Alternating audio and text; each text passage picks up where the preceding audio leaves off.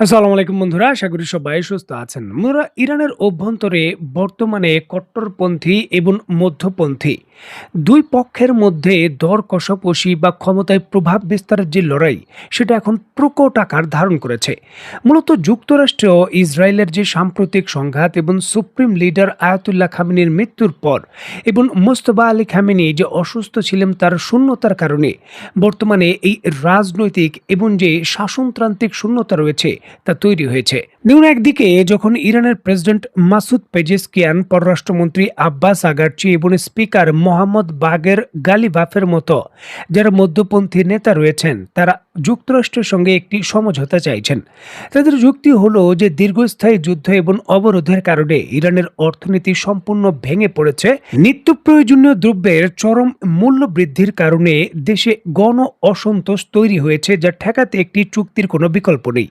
অন্যদিকে সাইদ জালালি, মাহমুদ নাবালিয়ান এবং যে এন্ডুরেন্স ফ্রন্ট বা সুপার রেভলিউশনারি গার্ড কর্পস পরিচিত যেই সকল শক্তিশালী কট্টরপন্থী গোষ্ঠীগুলো রয়েছেন, তারা কিন্তু মার্কিন চুক্তির বিরোধিতা করছেন। দেখুন, ডানপন্থী নেতাদের দাবি মতে আমেরিকার সঙ্গে আপোষ করা মানেই 1979 সালের ইসলামী বিপ্লবের মূল চেতনার সঙ্গে অনেকটা সরে আসা।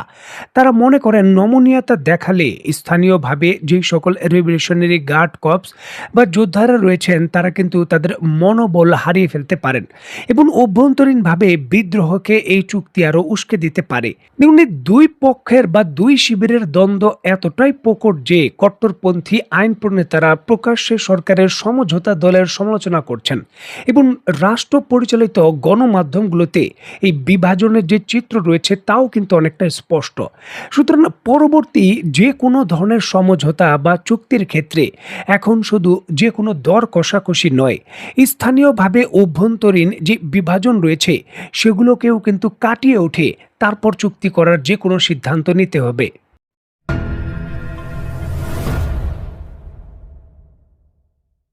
দেখুন, একদিকে ইরানের অভ্যন্তরে যখন কট্টরপন্থী এবং মধ্যপন্থীদের মধ্যে দ্বন্দ্ব ঠিক অনেকটাই চরমে, ঠিক এমতো অবস্থায় রিসেন্টলি যুক্তরাষ্ট্রের বিখ্যাত ফক্স নিউজের মতো বড় সংবাদ মাধ্যম তাদের খবরে দাবি করেছে ইরানের এবং যুক্তরাষ্ট্রের মধ্যে সম্ভাব্য যে চুক্তি রয়েছে তার খসড়ার প্রায় 95% সম্পূর্ণ হয়ে গেছে। মূলত মধ্যপ্রাচ্যের চলমান উত্তেজনা প্রমোশন, ইরানের পারমাণবিক কর্মসূচি নিয়ন্ত্রণ, হরমুজ প্রণালীকে খুলে দেওয়ার লক্ষ্যে এই ফ্রেমওয়ার্ক বা কাঠামোগত যে চুক্তির আলোচনা সেটা সম্পূর্ণ শেষ পর্যায়ে। দেখুন, যদিও এই চুক্তির খসড়া সম্পর্কে আনুষ্ঠানিকভাবে কোনো পক্ষ কোনো মন্তব্য করেনি, তবে যুক্তরাষ্ট্রের সংবাদ মাধ্যমটি দাবি করছে যে এই চুক্তির অন্যতম বড় যে প্রতিবন্ধকতা ছিল, বিশেষ করে ইউরেনিয়াম তৃতীয় দেশে হস্তান্তর বা নষ্ট করে ফেলা ইরানের, সেই বিষয় নিয়ে কার্যকর বড় অগ্রগতি হয়েছে এবং ইরান ছাড় দিয়েছে। দেখুন, যুক্তরাষ্ট্রের পক্ষ থেকে নো ডাস্ট নো ডলার এই নীতি প্রয়োগ করা হচ্ছে। যুক্তরাষ্ট্র এই চুক্তির ক্ষেত্রে অত্যন্ত কঠোর অবস্থান নিয়েছে, এটা হলো তাদের দাবি। যুক্তরাষ্ট্র পরিষ্কার করেছে যতক্ষণ পর্যন্ত শর্তগুলো বাস্তবায়ন হবে না ততক্ষণ পর্যন্ত কোনো ধরনের ছাড় বা নিষেধাজ্ঞা প্রত্যাহার করবে না যুক্তরাষ্ট্র। 60 দিনের যুদ্ধবিরতির কথা প্রবলভাবে আলোচনায় আসছে।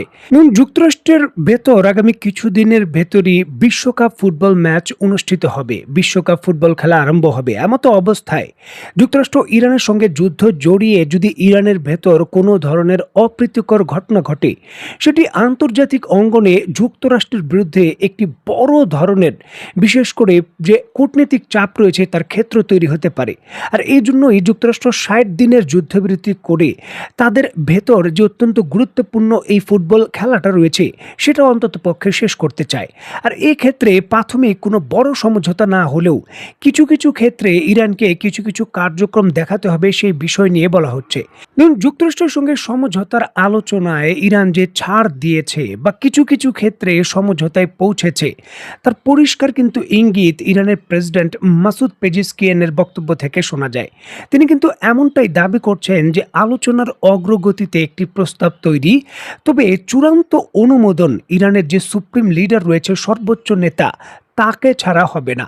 তার সিদ্ধান্তের উপরই ভিত্তি করছে যে এই ৯৫% যে খসড়া তৈরি হয়েছে তা বাস্তবায়ন হবে কি হবে না। দেখুন, অভ্যন্তরীণ দ্বন্দ্ব সম্পর্কেও পরিষ্কার স্পষ্ট ভাষায় কিন্তু বক্তব্য দেন পেজেশকিয়ান। তিনি তার বক্তব্যে বলেন, বর্তমান সময়ে ইরানের প্রধান অগ্রাধিকার সরাসরি সামরিক হুমকি নয়, বরং অভ্যন্তরীণ শান্তি, সামাজিক সংহতি এবং জাতীয় ঐক্য রক্ষা করা।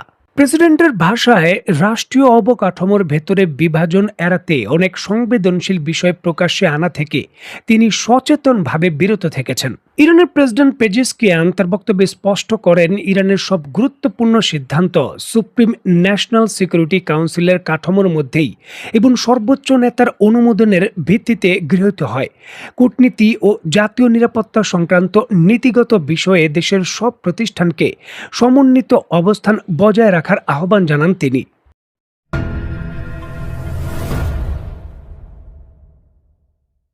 দেখুন, সামরিক ভিত্তিতে বা সামরিক অঙ্গনে একটা প্রসিদ্ধিত ভাষা আছে। শত্রু যদি চিহ্নিত হয় তাহলে তাকে মোকাবেলা করা সহজ, তবে শত্রু যদি নিজেদের মধ্যেই বন্ধু বেশে টিকে থেকে যায়, নিজেদের মিত্র পক্ষ হয়েই যদি নিজেদের সঙ্গে মিশে যায়, তাহলে সেটা আরও বেশি ভয়ঙ্কর রূপ ধারণ করতে পারে।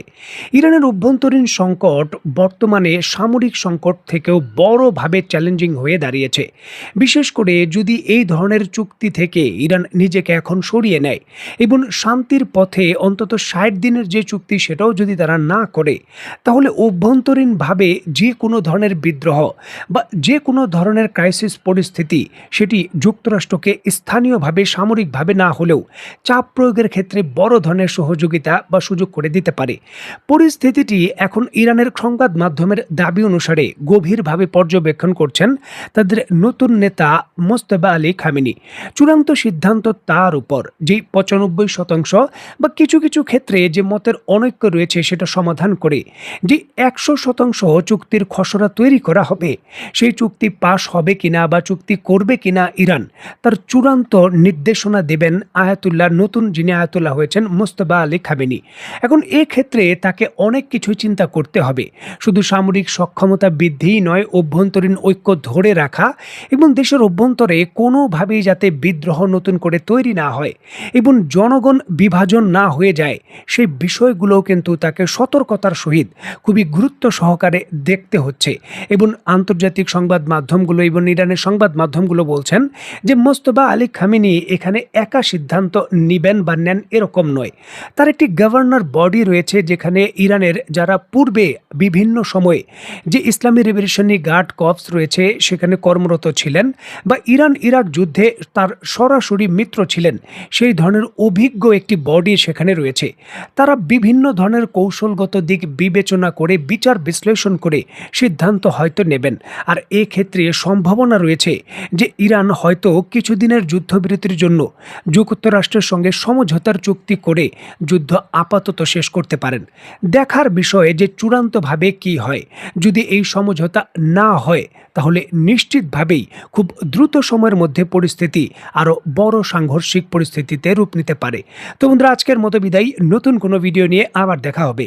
সে পর্যন্ত সবাই ভালো থাকবেন, সুস্থ থাকবেন এবং বাংলাদেশকে ভালোবাসবেন। আল্লাহ হাফেজ।